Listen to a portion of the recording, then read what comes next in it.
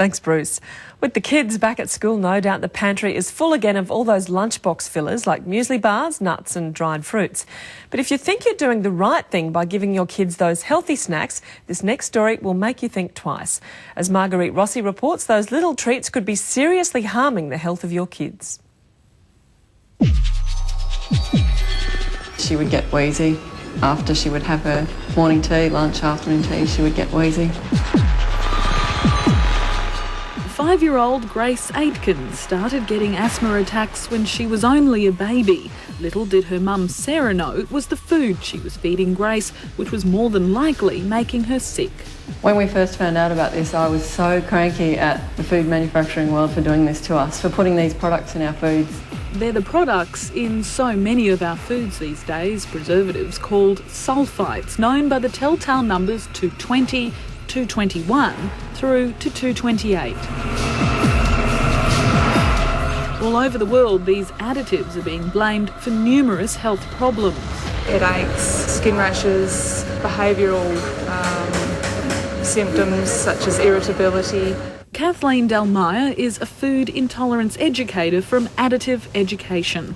If you think all this talk about food additives is nonsense, Kathleen says in the UK, all major food manufacturers are rushing to reformulate their products without additives like sulphites. Because their lawyers are warning them that it's one step away from being like the big tobacco court cases.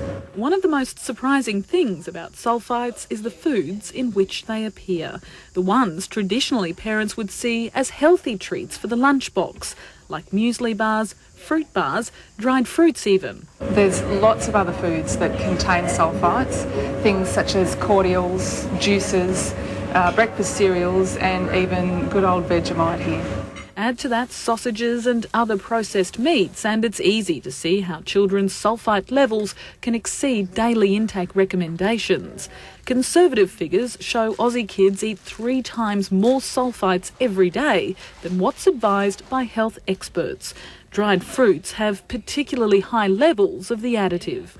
Most parents would not be aware that by giving their 6-year-old one dried apricot, they are actually exceeding the acceptable daily intake for this preservative.